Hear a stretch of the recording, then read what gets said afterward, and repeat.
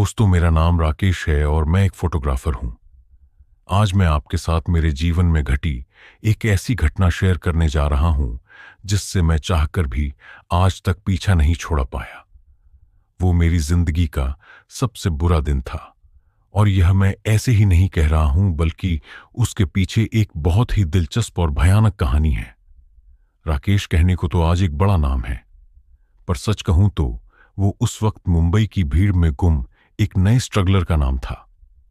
मैं पूरी तरह से कर्ज में डूबा था और मेरे कैमरे के लेंस पर धूल जम चुकी थी। इसी के साथ साथ मेरे सपनों को भी नाउदी की एक मोटी चादर ने ढक लिया था। जिस क्लाइंट के प्रोजेक्ट पर मैंने पिछले 3 महीने लगाए थे, उसने भी एक झटके में मेरा काम रिजेक्ट कर दिया था। वो कुर्सी पर बैठे बैठे बड़े आराम से बोला था, इसमें वो बात नहीं है राकेश, जैसे वो मेरे काम को नहीं बल्कि मेरे वजूद को खारिज कर रहा हो। उसी रात मैं अपनी पुरानी मारुति 800 में मुंबई से हरियाणा की तरफ जाने वाले एक सुनसान हाईवे पर था। रात के कोई 2 बजे होंगे। गाड़ी की हेडलाइट्स सड़क पर पीले रंग की एक कांपती हुई लकीर बना रही थी, जिसके दोनों ओर घना स्याह अंधेरा पसरा था। ऐसा अंधेरा जो शहरों में देखने को नहीं मिलता, जैसे वह अंधेरा जिंदा हो, सांस ले रहा हो और फिर सड़क को धीरे धीरे निगल रहा हो। मेरा दिल भारी था और मैं बस कहीं दूर चला जाना चाहता था, जहां मुझे कोई ना जानता हो, जहां मेरी नाकामयाबी मेरा पीछा ना कर सके।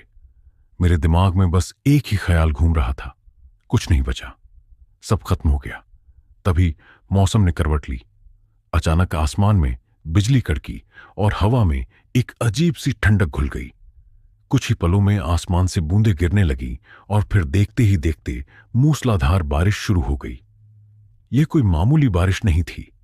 ऐसा लग रहा था जैसे आसमान फट पड़ा हो। गाड़ी के वाइपर अपनी पूरी रफ्तार से चल रहे थे, लेकिन शीशे पर पानी की मोटी चादर के आगे बेबस थे। सड़क दिखनी बिल्कुल बंद हो चुकी थी और ठीक उसी वक्त मेरी गाड़ी ने एक आखिरी हिचकी ली और बंद पड़ गई। अचानक इंजन से एक अजीब सी घरघराहट की आवाज आई और फिर खामोशी छा गई। वहां बस बारिश की कान फाड़ देने वाली आवाज थी और मेरी गाड़ी, जो अब सड़क के बीचों बीच खड़ी एक लोहे का बेजान डिब्बा बन चुकी थी। मैंने कई बार चाबी घुमाई, पर कुछ नहीं हुआ।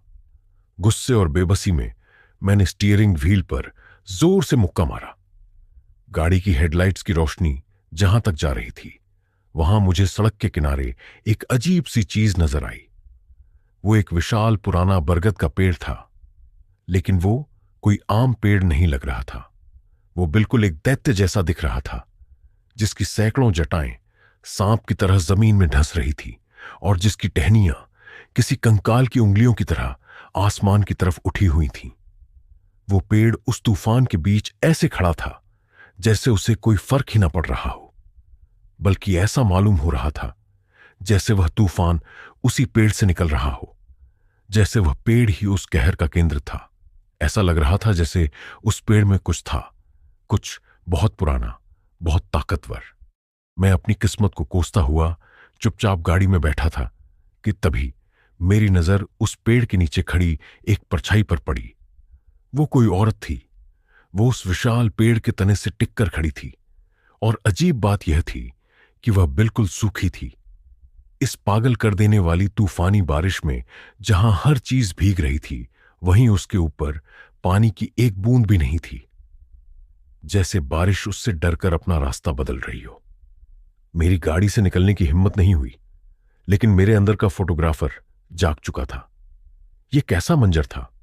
एक भयानक तूफान, एक दैत्याकार पेड़ और उसके नीचे खड़ी एक रहस्यमयी औरत। मैंने गाड़ी का दरवाजा खोला और बारिश की मोटी मोटी बूंदों को झेलता हुआ उस औरत की तरफ बढ़ा। जैसे जैसे मैं उसके करीब जा रहा था, वैसे वैसे उसका चेहरा भी साफ होता जा रहा था। वो काफी खूबसूरत थी। नहीं, खूबसूरत शब्द उसके लिए बहुत छोटा था। उसकी सुंदरता इस दुनिया की नहीं लगती थी।